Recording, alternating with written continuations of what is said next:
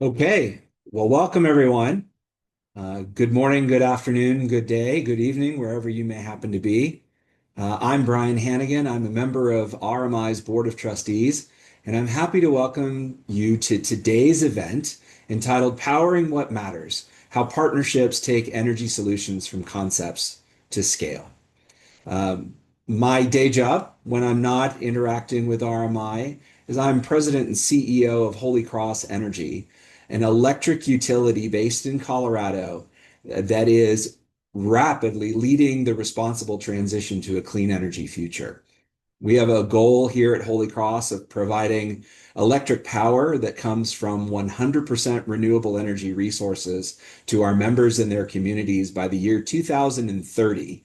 And I'm proud to say that as we sit here today, we are over 85% of the way there in our energy transition, moving from a primarily fossil-based portfolio to one that is powered now by predominantly renewable resources, wind, solar, hydropower, and battery storage, as well as distributed energy resources all throughout our communities.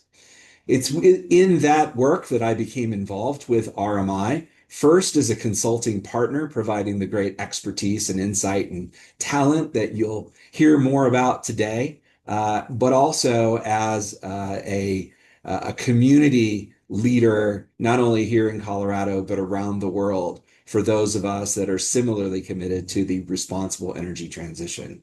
As a climate scientist and an engineer, I know that the energy transition is one of the most important societal problems we face around the globe, and it requires the actions and the contributions of all of us. Regardless of where we are, who we are, or what we do, this problem, this challenge of climate change and addressing its risks to all of us requires a global effort, and no contribution to it is too small to be significant. I've had the privilege of working alongside RMI for many years, and now as a board member, I continue to be inspired by the impact this organization is making. RMI doesn't just study the clean energy transition, it builds it with real solutions that make life better for people, communities, and the planet. Today, we're gathered around a shared mission to transform the global energy system and secure a clean, prosperous, and zero carbon future for all. That is, as I mentioned a moment ago, a big mission, and it's one that only we can achieve and only working together. So let me start with a heartfelt thank you to all of you who are joining us, all of our supporters, our partners, and our friends who make this work possible. I want to give a special shout out to our Solutions Council and to our Innovation Circle members, because your leadership and your generosity really keep this momentum going. We have an incredible group online today with people from 42 US states and more than 21 countries. That global reach is proof that RMI's mission resonates everywhere and now more than ever. I don't need to tell you that this world we live in feels more complicated than ever. We're all navigating geopolitical shifts, economic uncertainty, and even some pushback against clean energy progress. But here's the thing. Despite those headwinds, the momentum for change is real. All around the world, people are pressing forward because clean energy isn't just about climate, it's about affordability, it's about health, it's about security, and a better quality of life. Here at Holy Cross Energy, even as we've more than doubled our clean energy content that we provide to our member owners of our electric cooperative, we've reduced our overall power supply prices by tens of millions of dollars beyond what they would have otherwise been. That's given us the capital to invest in smarter grids, to invest in consumer services, to invest in more reliability, and to protect against important risks like wildfire and cybersecurity. At RMI, we're focused where we can make the biggest difference, working in partnership with companies and individuals all throughout the world. This year, that includes things like building a modern and flexible grid that can meet rapidly growing power demand, scaling energy efficiency as the first global climate solution, driving industrial decarbonization through clean, competitive zones, and expanding affordable and resilient clean energy supplies and access across the global south. Through it all, the one thing hasn't changed: our belief that there's always opportunity when we connect people with what matters to them. With your partnership, RMI is doing just that, thinking bigger, acting boldly, and scaling globally to ensure a clean, prosperous, and secure energy future for everyone. Before we dive in, I'm excited to share something new that we're trying today. You'll see a giving app right in the chat panel. It's an easy way to support RMI's mission during this event. And here's the best part. Thanks to generous donors, every gift made in the next 60 hours will be tripled up to a total of $145,000 US. So if you're inspired by what you hear today, this is a great way to make your impact go even further. We've got an amazing lineup of speakers this meeting today.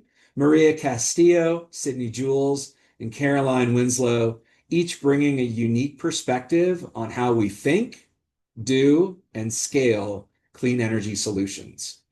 After their discussions, we'll take about 20 minutes for questions and answers. So drop your questions anytime into the Q&A box, and we'll get to as many of them as we can. A recording of today's event will also be sent to everyone afterward, so don't feel like you need to take notes or write everything down. You'll have something coming your way to capture today's excellent conversation. So with that, let's get started. I want to thank you for joining us again today, and I hope you'll join me in welcoming Maria, Sydney, and Caroline. So let's start. For all of you, all three of you, Maria, Sydney, and Caroline, please share what's brought you to RMI and a bit about your work over the last year. Maria, why don't you start us off? Thank you so much, Brian, for the introduction, and to the RMI team for organizing this important webinar, and to all of the attendees for spending your time with us and engaging in this important conversation. I came to RMI because I wanted to work in a place that treats the energy transition not just as a technical challenge, but as a human one. What drew me here is RMI's commitment to making sure the benefits of the clean energy future reaches every community, especially those that have historically been left behind. Over the past year, my work on RMI's electricity team has focused on supporting the advancement of policies that make energy more affordable and resilient for vulnerable and low-income households. A big part of that has been developing tools and analysis that help decision makers, such as regulators, advocates, and utilities, understand how cost efficiency strategies and targeted bill affordability programs can reduce energy bills, prevent utility disconnections, and improve overall utility system cost efficiency. It's been incredibly rewarding to partner with public utility commissions, consumer advocates, community organizations, and utility staff who are all striving to create systems that work better for people. My goal and RMI's broader goal is to ensure that as we decarbonize, we also build a fair, more accessible energy system that improves the lives of everyone. Thank you.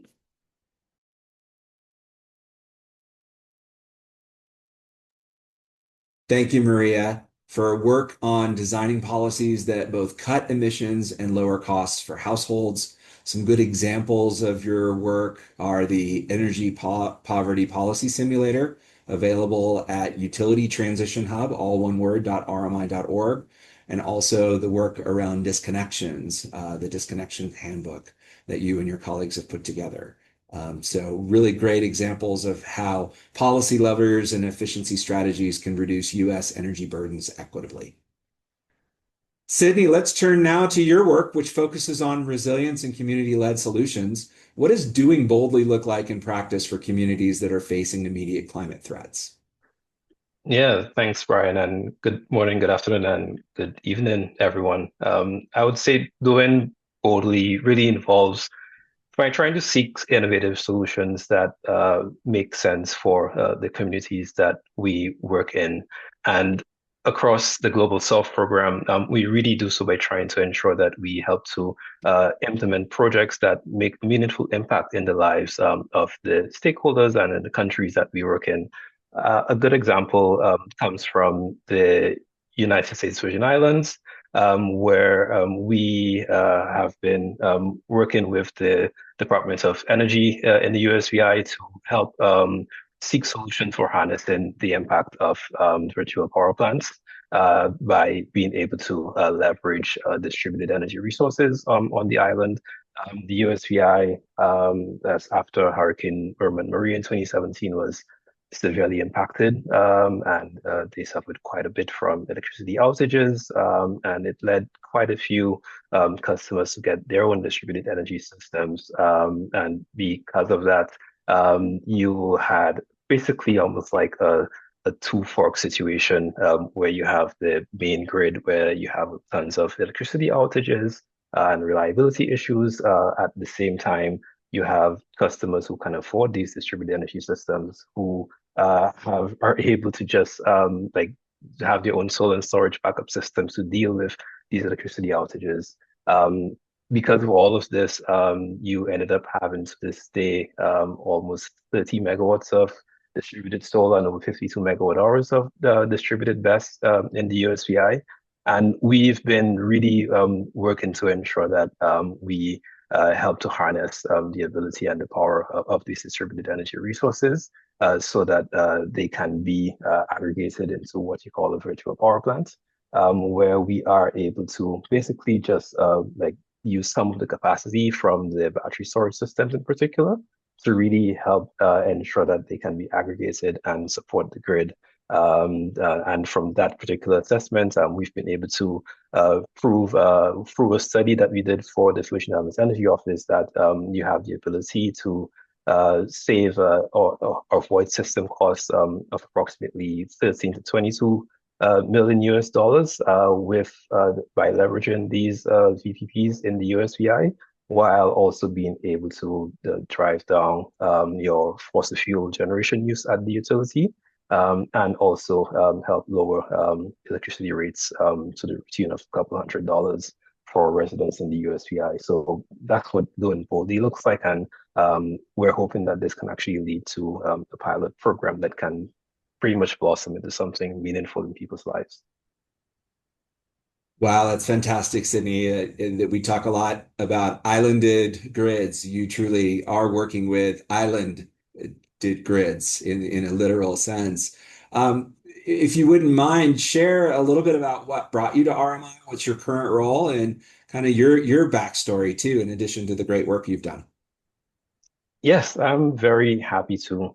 So I would say what brought me to RMI is just the ability to just drive real change, both at the community level, but across entire countries.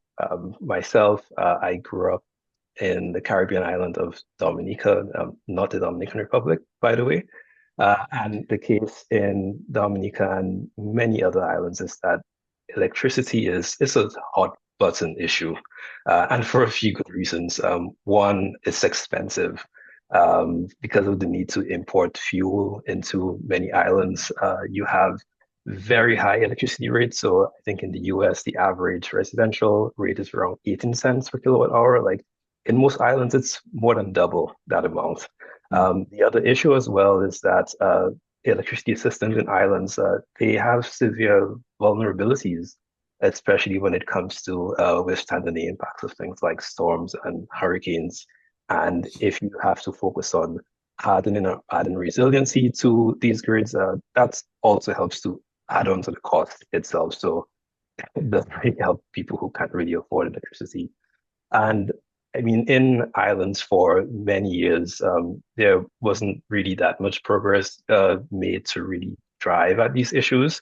But RMI, particularly through the Global South and the Islands Energy Program, which I'm a part of, has been really working to just tackle the affordability and resiliency challenges in islands. And we've been doing that through like what I call a four-pillar approach, where we focus on planning, working with governments, utilities, regulators, and other major stakeholders to help identify what the optimal energy future looks like in islands. And then secondly, projects helping to de-risk and implement renewable energy projects. So to be able to drive like steel into the ground to make projects a reality by supporting whether it's the implementation phase, the development phase, procurement phase, and construction phase of these projects. The third P is focused on people and focused on just overall capacity development. and building up the energy capacity for the people in the countries that we work with.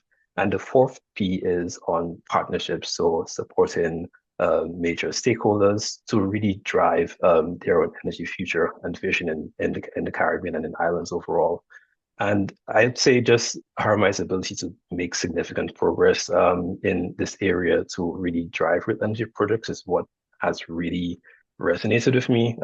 And over the past, I would say almost 10 years, we've been able to support over 20 Caribbean countries with their own energy vision. Even right now, I'm able to extend that vision across the world. I also work with the Global Electricity Transition Team, and we support stakeholders across the Global South to be able to identify and right size their generation build out to really help find affordable and reliable electricity options that matches with their own energy vision. So that's just a bit of what actually brought me to RMI and what I've been involved with recently. Great, Sydney. Thank you so much. Your passion is obvious. And I would just direct those wanting more details to two pieces of work from your area, a Caribbean regional transition scenario, titled of a report that's been put together kind of more broadly, and then specifically a report entitled Reimagining the Electricity Sector in Island Nations with Virtual Power Plants, collections of distributed energy resources at homes and workplaces and schools that can network together to provide the same sorts of things that we have traditionally relied on from large central power stations. Really great work there that I would encourage all to take a look at if you want to learn more about Sydney's area of expertise. Thank you, Caroline. Let's turn to you now. Would love it if you would introduce yourself and talk about how you came to RMI and what drives you, and in particular, how your work on radiative cooling technologies and other innovations like cool roofs can drive both climate and equity benefits in places like India as we move around the globe now. Would love to hear more about the work that you're doing. Yeah, thanks, Brian, and thanks all who joined today. It looks like quite a large group on the line. Really honor and privilege to be speaking to you all today. I'm Caroline Winslow, a manager on Third Derivative, which is RMI's essentially innovation engine. So we focus on driving innovation and supporting climate tech startups and entrepreneurs around the world across all major emission sectors. I joined RMI, though, about, 8 or so years now, first as an intern and on the Carbon Free Buildings program. I've now switched to Third Derivative when we launched in 2020, and it's been an honor and privilege to work on so many different teams. I think really what drew me to RMI, I mean, first and foremost, I was born here in the Roaring Fork Valley, but then realizing there was a global organization driving real pragmatic change was, I think, the first thing that really drew me in. I think second is how boldly RMI thinks, yet, as I noted, very pragmatic and understands how to take visionary, bold ideas and translate them into real action. And then I think secondly, the whole systems collaborative approach, the areas in which we work, nothing can be done in a silo. And so RMI's approach to think very holistically at a systems level lens, and then working closely with partners both globally and on the ground to drive that impact is really what has led me to RMI and kept me here for quite some time. Specifically, the projects that I work on at RMI in this last year or so, I just wrapped up a project with the entertainment industry, namely partners with Netflix and Disney on power sector decarbonization. Been working closely with colleagues on our Africa team, looking at how to better support and scale up entrepreneurs and their innovations in sub-Saharan Africa. And now, as you noted, working closely with partners on carbon-free buildings, and then at Third Derivative to be running an initiative focused on passive daytime radiative cooling technologies, or PDRC, since that's a bit of a mouthful. And that feels very full circle, as when I first joined RMI, I was working on the Global Cooling Prize, which was an innovation competition that we ran with the government of India to identify super efficient residential cooling solutions. So it feels very full circle to be focusing on PDRC. This work we launched publicly really just about a month ago. It's been about 3 years in the making, so we're excited to have it launched and up and running. And as I noted, RMI has been focused on cooling for quite some time, as we've, all continued to hear and continue to experience many firsthand, that cooling is no longer a luxury, but really a necessity that supports health, productivity, and well-being for communities around the world, especially those that are based in heat-stressed, humid, vulnerable areas. And we're at Third Derivative very excited about these PDRC technologies, which take the form of a paint or membrane that can be applied to different structures, namely roofs. And rather than traditional cool roofs that just reflect sunlight back into space, they also have emissivity properties. So they're able to emit heat back into deep space. So on a standard roof, it can lower temperatures by up to about 18 degrees Fahrenheit for indoor air temperatures without any electrical inputs, which is pretty drastic. So we're very excited about the potential of these technologies. And so in order to validate them, we've just launched 2 pilot projects for a real world comparative study, one that will be taking place here in the US, and then one in Ahmedabad, India. Candidly, I'm most excited about the one in India, as that's really where we're going to be seeing not only the climate benefits of delivering cooling without any electricity, but also the real world implications. So we're working with local partners, both grassroots organizations and universities in India, to be collecting both the physical properties and performance of the PDRC solutions, but also working with local housing authorities and local communities to be tracking through kind of wearable devices like watches, the human health benefits that these communities are going to be experiencing. So overall, I think we're very excited about the potential of PDRC solutions, for starting with validating the technologies and then really the impact they can have when it scales, as it's this unique kind of 3-way combination of delivering climate benefit and resilience, human health, and also improving equity. So it's a bit about PDRC and myself. Oh, and I think you're muted, Brian. That's awesome. Thank you. And for the acronym fiends amongst us, passive daytime radiative cooling, PDRC. You can find out more about that at the Third Derivative website, www.third-derivative.org, and type in passive daytime radiative cooling for more information. I'd like to ask each of you a question to kind of get the conversation started, and then we'll start to look at what's come in on the Q&A. Starting with you, Maria, I'd love for you to think about and answer how RMI's Think, Do, Scale framework ensures that the bold ideas don't just stay in reports, but reach real-world implementation. Thanks, Brian, and really building on Caroline and Sydney's themes here of just the importance of, putting our good ideas into practice. A lot of that really resonated, and I'll build on in my answer today. So yeah, at RMI, we use the Think, Do, Scale framework because we know the stakes of working towards a clean, affordable, and reliable energy transition are incredibly high. Right now, 1 in 3 households in the US must make really hard trade-offs, like cutting back on food or healthcare costs just to pay their energy bills. And we also know that about 3 million households get disconnected from their energy service every year because they can't afford to pay their bills every month. Those are not just abstract statistics, those translate into real health risks, financial costs, and daily stress for families.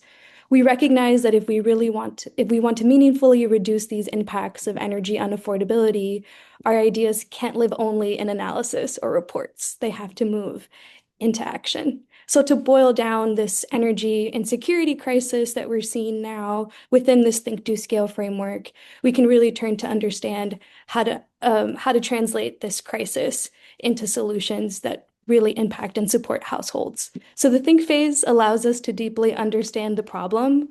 Why are households struggling? What policies are driving affordability or hardship, and where the system is failing. From there, we move to Do, where we work directly with regulators, utilities, and communities to pilot practical, people-centered solutions, such as energy affordability programs, system cost efficiency approaches, and things like low-income energy efficiency and weatherization, tools that we know can bring both short and long-term relief to households. And lastly, in scale, we take what works of these state low-income energy efficiency programs or bill discount programs and bring that to a wider set of states and partners so that solutions can reach far more people than any single project could. That's how we ensure that our work doesn't just stay in our reports, but that they're reaching the communities that we know are facing really high energy burdens and unfortunately disconnections as well, and really being able to bring that to all the communities that need support. And while we have you, can you identify for us one example where collaboration between RMI and external partners, whether it's philanthropists, policymakers, utilities, communities, in your area of energy poverty, have you seen that work accelerate some system-wide change we can point to?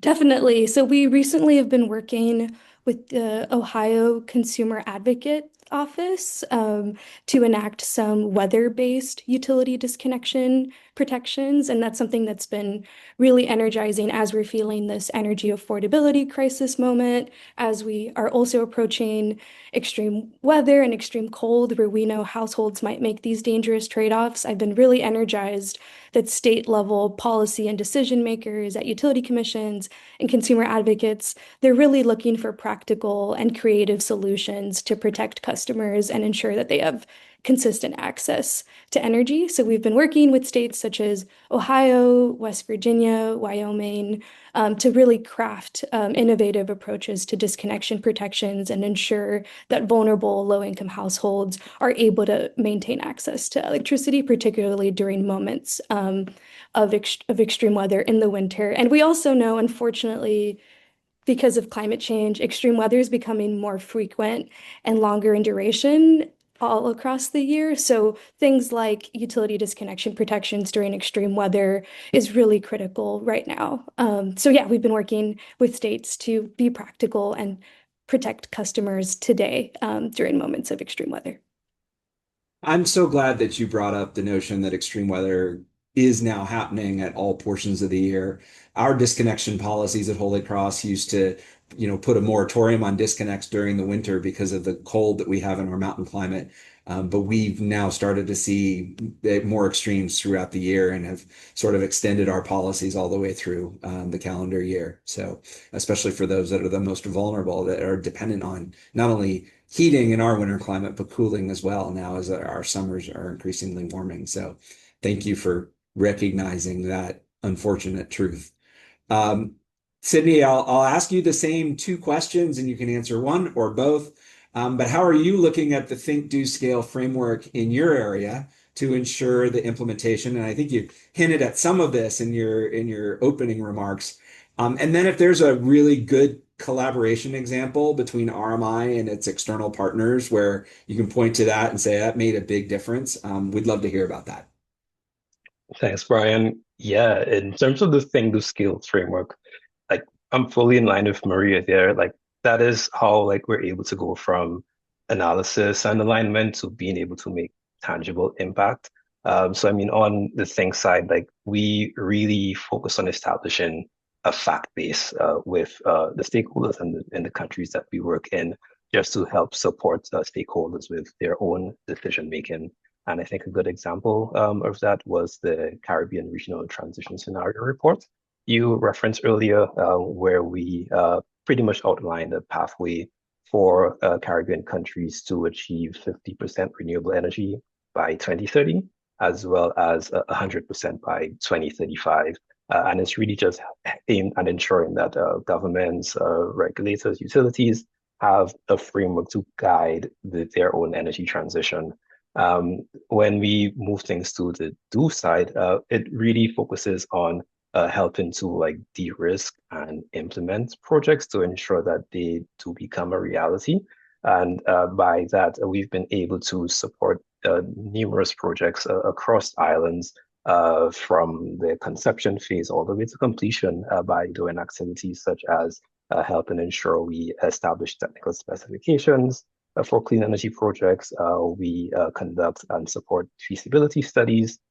We support with the procurement process for various projects, and even while it's in construction, we provide what you call the owner's engineer support to ensure that the projects are installed in line with the specifications and desires of the benefactors.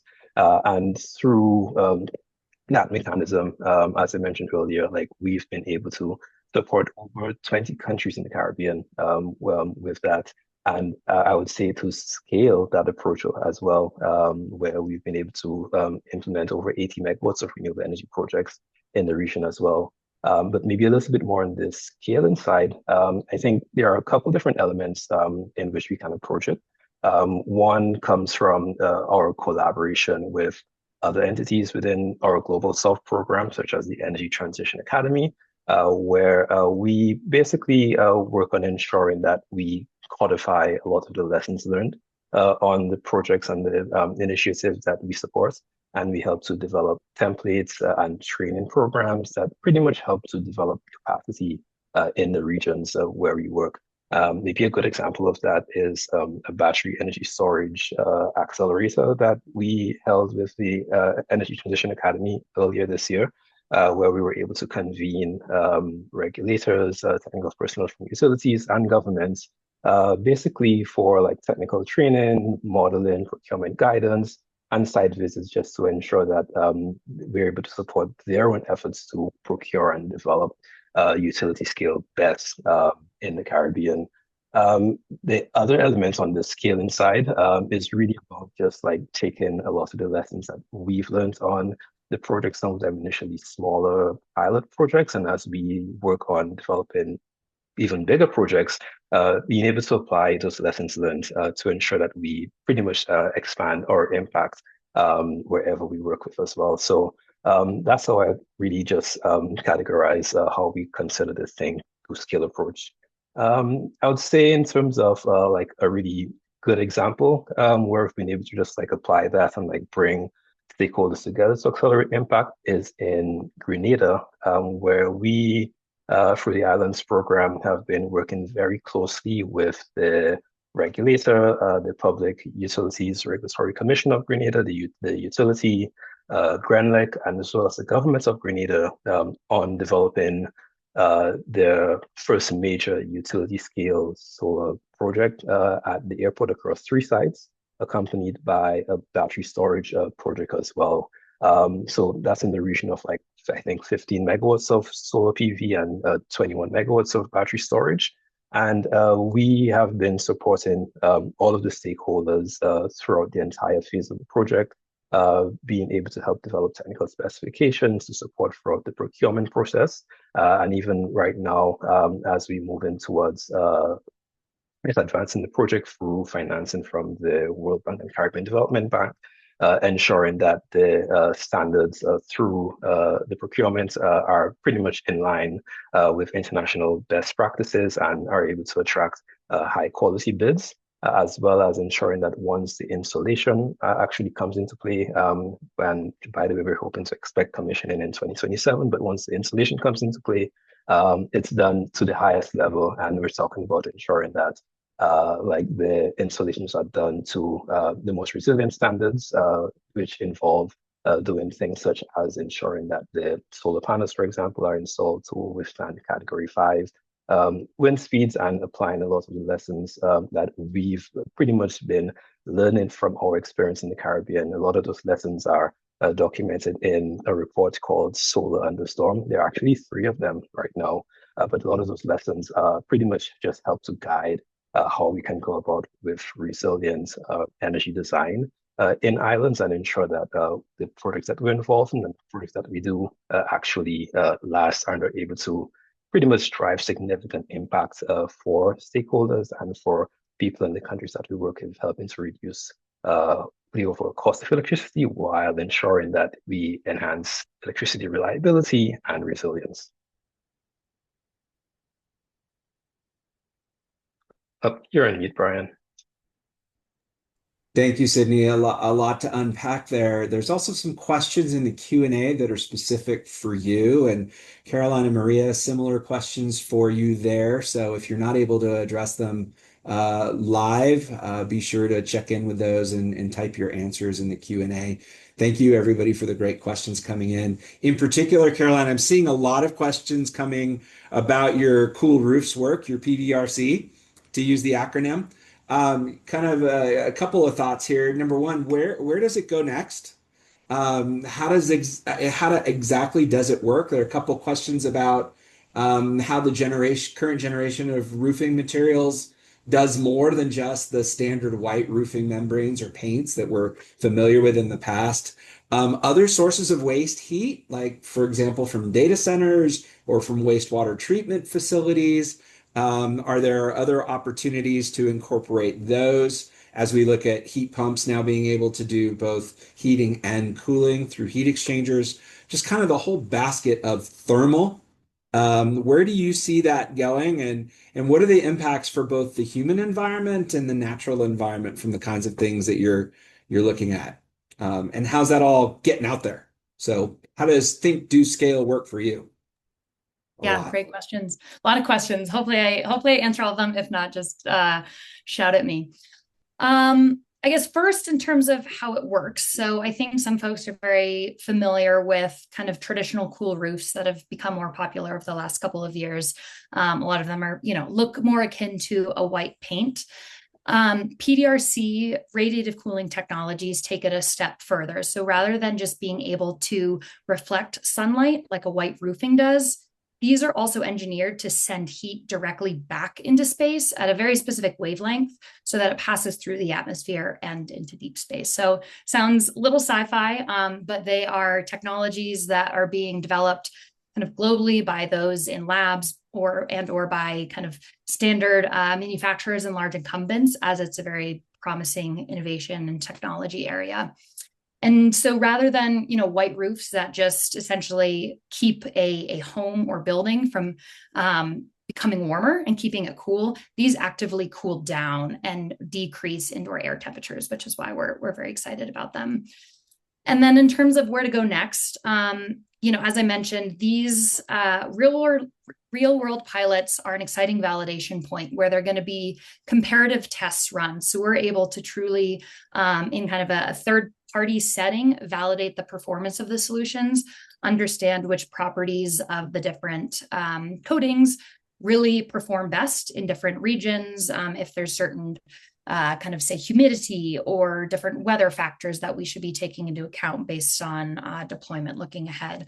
So following the comparative pilots and tests we're going to be running throughout 2026, we'll be aggregating those findings and insights and learnings to then share and disseminate them. That I think speaks to the thinking of RMI. Then we're really corely focused on the scaling. And so looking at following the conclusion of the pilots and understanding what performs well and where, bringing in the right key stakeholders help scale them.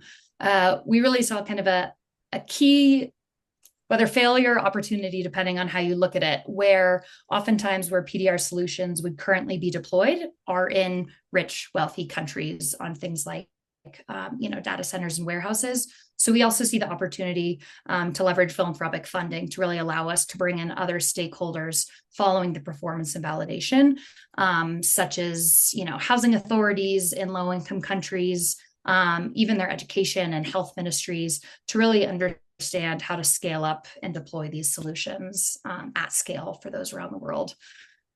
I think that answers most on the PDRC, kind of how it works, where to go next. Speaking a bit to the think, do, scale model, I think that's very core to how Third Derivative works. We are a thesis-driven program, we like to say, so we leverage both our team and RMI at large, incredible insights and knowledge to identify really promising opportunities for developing innovations to solve specific problems. This PDRC work arose exactly from that. We had folks on our team that saw the power of this technology, have been researching it for years, and then said, how do we create a proposal, bring in the right parties, both funders and on-the-ground partners, to run this initiative and validate this test? And then the scaling, both for this project and Third Derivative at large, we work with diverse stakeholders, whether that's venture capitalists or corporate partners or policymakers, to really understand how to scale up specific technologies and startups to help them deploy their solutions globally to the communities that need them most and will be most impacted. I think that answers most. I mean, maybe briefly on waste heat. I wouldn't say that's my area of expertise, but among RMI, we do have many experts there. To my knowledge, though, I think there's really promising opportunities, namely from data centers, to be leveraging that low-grade waste heat and be redirecting that to things like district cooling. We've seen a lot of promising opportunities for that in areas of Europe. So finding ways to, similar to kind of Global Cooling Prize, looked at window AC units. We're now looking at passive daytime rated cooling technologies, district cooling or heating solutions. There's not a one size fits all. It's really how do we find the best solution for different regions around the world and leveraging what resources can be brought to bear. So I think waste heat is a good example there. But I'm sure in chat we can drop some other areas of work that RMI is doing on district cooling and heating systems. Yeah, that would be great, Caroline. There are also a couple of questions from one of our participants around maintenance on cooling apparatus and just simply cleaning and maintaining for higher efficiency of existing cooling units. So I would direct you all to take a look at there. And there's a couple of links to work from National Labs. Speaking of National Labs, before I came to Holy Cross in 2017, I worked at the then National Renewable Energy Lab, now the National Laboratory of the Rockies. And inside one of the facilities that I was charged with managing, we actually had a now small by comparison data center that we recaptured the waste heat from and used that to power the thermal energy requirements of the building. We called it Combined Heat and Power Computing, CHPC for short, which I thought was fairly clever. Now it's standard in the industry at both the multi-megawatt and even the gigawatt scale. The other area that I would point you to and work that RMI is doing in this area is around what are called thermal energy networks, where you can actually move heated water through insulated pipes in a network similar to how we would run an electric grid, except this time it's a thermal grid, as a way of providing heating and cooling services in a way that is fossil free, powered by renewable electricity. We have a couple of projects in our service territory here in Western Colorado that are emerging, working with our local municipalities. And we're really excited about the opportunity that provides for storage of excess renewables when we have too much wind or too much solar. I know it's hard to think about, but there are times in our system where we see that energy needing to be stored. And what better way to do that than to store it in the insulated earth in the form of water that can be used for heating and cooling and lower the overall costs of energy for everyone. So just a couple of extra data points there to add to the conversations that are going on in the chat and in the DER. Maria, I want to ask you a couple of questions. Number one, what work are you or your RMI colleagues doing with regards to Native American tribes and reservations to improve tribal access to electricity, but also, as Sydney was hinting, right, high costs in a lot of these remote areas, like tribal reservations, like islands, are huge barriers, not only to getting energy access, but also to adopting technology. What work is RMI doing there? And what's your experience with how kind of the programs that work for us in these urban areas around energy efficiency, around renewables, like what do you have to do differently when you start to move out into a rural community or an islanded community? And Sydney, please weigh in on this as well, where there's not the kind of infrastructure, there's not the kind of density that maybe makes something more economic, right? You have to do different things. Thanks for that. Appreciate you highlighting the importance of engaging and tailoring solutions for Indigenous communities and rural communities, to your point that it's not always a one-size-fits-all approach, and we have to really tailor, especially when you think of, the historic barriers that these communities have had to affordable and clean energy. Starting off working with Native American communities. So our electricity team has a decades-long program called the Electricity Lab, which is an annual convening where we convene hundreds of advocates and utilities and community organizations where we really have a 3 to 5 day convening where we brainstorm problems and solutions that are affecting communities most directly. And that has been a really powerful lever for us to really hear the needs and concerns facing Indigenous communities. So about 2 years ago, we had a community-based organization from the Navajo Nation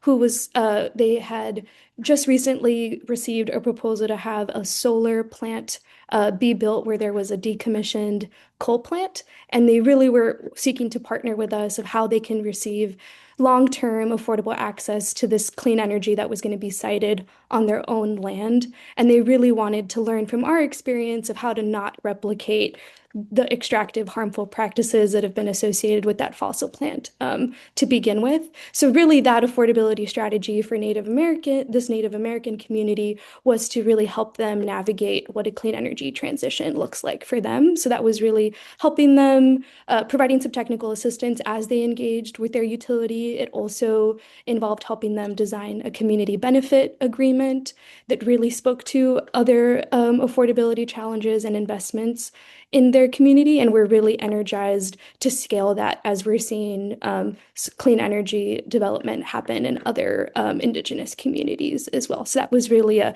solar siting and thus community benefit support there. And on supporting rural communities more broadly, we've done some work with cooperatives of really mapping out what effective utility outreach looks like in places that are hard to reach and how community action agencies can better partner so that these communities who are reliant on things such as kerosene and other fuel oil are understanding the suite of technologies available for them to have more readily available access to energy that's more affordable, as well as potential efficiency upgrades as well. So really thinking about the technologies that are available to them, helping them know that what the solutions that they're able to receive from their utility and ensuring that they know the network of support that's available to them. So really thinking about what are the innovative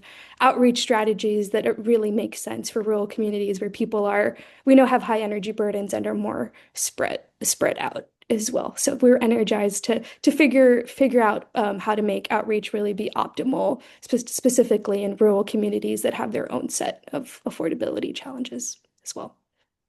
And Maria, when you talk about affordability, how do you look at electricity versus heating and cooling versus fuels, right? There's a whole basket of energy services that people need.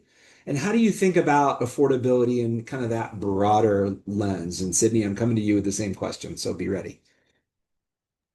Definitely. Yeah, appreciate the nuance that when we think of a household budget and what they're spending either on electricity or gas, or as I mentioned, some rural places that rely on other fuels, we really think about the opportunities to make each of those individual fuels more affordable, but then also in general, the typical household energy budget. So we know, for example, the spikes and the fuel volatility that is tied to gas expenditures is often sometimes what makes households have higher energy burdens because of their reliance on gas. So we're really energized about the opportunities for retrofits and electrification so that households can transition and in some cases, rely on electricity more than they do on gas because electricity doesn't have that same volatility that can then squeeze households like we're seeing with gas. So thinking about that budget more comprehensively and the opportunities to make fuels individually more affordable and also cleaner so households can have lower energy bills and then have the health impacts, for example, of transitioning their gas-based appliances in their homes as well. But I'll Yeah. pass it to Sydney. Yeah. Great. Before we go to Sydney, there's a quick question from Ashwani in the Q&A. Is there a case study or a report on the Navajo community work that you just talked about that you can refer people to? Yes, I'll link. I'll link something to our eLab program that I mentioned that the electricity team hosts every year. Okay, awesome. Thank you. Sydney, how are you thinking about the unique nature of the island environments and how you have to tailor programs and policies to meet those community needs? And then more broadly, how are you thinking about affordability across not just electricity, but all the fuels when you're conducting your work? Yeah, thanks, Brian. I think it's really just about understanding the core needs of the communities that we work in and just trying to figure out ways in which we can help to improve their quality of life. I think when it comes to affordability, I mentioned earlier that like electricity is a hot button topic because it just takes over the like a lot of people's budgets and their lives overall, and trying to find effective ways to bring down the cost of electricity. Like it may not always be straightforward, or may not always be easy. But one of the ways that I think we've been really trying to address that is through the implementation of microgrids, and particularly in a lot of these rural communities. A good example comes from Dominica, where a couple of years ago we worked on developing two solar storage microgrids at a couple of schools in Dominica, and that involved us really spending quite a lot of time with the stakeholders on the ground. So like the Ministry of Education, who was really managing the schools, the community members, to get a good understanding of like what are the key issues that they face. And for a lot of them, it was really about ensuring that they have like a steady, reliable source of electricity, particularly in the schools, to help ensure that they don't have any disruption to their learning. So understanding that, and also understanding that with the schools, they also serve as hurricane shelters. So whenever you had a major storm, the schools serve as the main hub for the entire community, just so that they can actually gather and be in a safe space to ride out the hurricane. So understanding that, we were able to help design and help implement a solar storage microgrid, which had the ability to create to have provide over a day of backup for the schools, so it would remain grid connected during regular times, and because of that, also offset a lot of the electricity that they would have usually got from the grid. So it helps to reduce the electricity bills. But if for some reason the electricity grid has an outage, then you basically switch into that microgrid mode to be able to supply these schools. So obviously during the day when children are in school, they're able to continue their own learning without any disruption. But even more importantly, whenever there's been a storm, the school can basically remain connected throughout that period and be that hub and source for the community.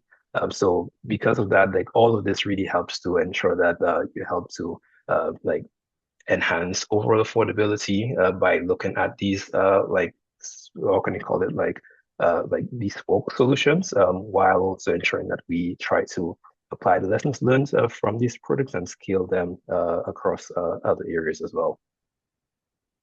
That's great. Yeah, in fact, it was RMI's own work with my utility, Holy Cross Energy, in the aftermath of a large wildfire we had in our area a few years back that motivated our first foray into microgrids around building community resilience. We realized through a dialogue that RMI facilitated for us that had we lost the ability to provide power through our utilities transmission systems, we wouldn't have been able to have telecommunications. We wouldn't have been able to treat water. We wouldn't have been able to pump gasoline for those trying to evacuate.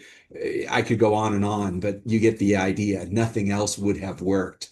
And so we realized in that moment how dependent we were on having to plan for the chance that our utility system wouldn't work due to an extreme weather event, in this case, a wildfire. Which leads me to my last question, and we're in the lightning round. It's hard to imagine it's gone by so quick. And this is not an easy question for a lightning round, but it's an excellent one from Brian Garcia that I have to end with. As extreme weather events become more frequent and severe, what frameworks or design strategies from your work do you believe can be prioritized to protect communities and infrastructure? And this is the really fun part. How do you ensure that these solutions remain adaptable as climate conditions will continue to evolve, right? We're solving for what we see today, but how do we make sure that we're solving for what we see tomorrow? Who would like to take that one? And again, lightning round, please. 1 minute. Yeah, I'm happy to go very, very quickly, Brian. I would say focusing on critical facilities has been like a core element of ensuring that we're able to enhance resilience in the communities that we work in. So if you think about a hurricane passing through, if your hospital or if your police station is unable to operate, then it makes it very difficult to access essential services and be able to support people when they need it the most. So we place a lot of focus on ensuring that we have power continuity at critical facilities through things like microgrids, just to ensure that they're able to support the communities like whenever they actually need it. Thank you. Caroline? Yeah, happy to go. I mean, I think as we're hearing from Maria, Sydney, and myself today, a lot of RMI's work is focused on resiliency and how are we continuing to adapt in the face of ongoing changes and extreme weather events. So I think specifically as cooling, as I discussed, that's in and of itself, focusing on cooling is a form of resiliency, and how do communities continue to thrive and be healthy in warming temperatures and extreme heat events. In terms of forward looking, I feel like that's RMI's bread and butter. I feel like we've been thinking 10, 20, even 30 years in advance oftentimes of where the market is. And so I think I continue to see us tracking that trajectory, and at RMI, or at Third Derivative specifically, looking at innovations that over the next decade or so can be scaled and have real meaningful impacts based on changes we foresee coming down the pike. Thank you. Maria, we'll give you the last word. What an honor after such great insights that I've heard from all of us today. I'll close this out with another part of RMI's bread and butter, which is data, just the importance of a data-driven approach of where we prioritize these community scale resources like microgrids that Sydney mentioned, really identifying the most critical resources and the communities that we know are most vulnerable to these extreme weather events, and then using data to make sure that these solutions are actually effective and that they evolve as conditions evolve as well. And so luckily, that's something we think about all the time, and that we're well prepared to support stakeholders to make sure that these are effective and evolvable solutions that actually help people, to Caroline's point, be as healthy as possible as we're in a changing environment every day. What a great point to end on. Thank you, Maria. Thank you, Caroline. Thank you, Sydney, for presenting your fantastic and inspiring work. And thank you to everyone in the audience for all your thoughtful questions. So many good ones. We couldn't get to them all, but we do very much appreciate your engagement today. RMI's work is only possible because of people like you. As a nonprofit, the vast majority of RMI's revenue comes from philanthropy, comes from giving. Especially in today's environment, that's the most powerful way to support RMI, is through unrestricted giving that allows RMI to pivot quickly, invest where the needs are greatest, and build the strong foundation, the people, the systems, the infrastructure, the data that makes lasting impact possible. As we near the year's end, Giving Now can bring meaningful tax benefits depending on where you are in the world. As I mentioned earlier, we have a special triple match happening right now. All gifts made in the next 60 hours, so the next 2.5 days, will be tripled up to 145,000 thanks to the support of our generous donors. So if you haven't yet, please consider making a gift through the chat app here or at info.rmi.org/give now, all one word, GIVENOW. Thank you again for being here today, for being part of this wonderful community focused on climate action and the energy transition. And we look forward to seeing you next time. Bye now.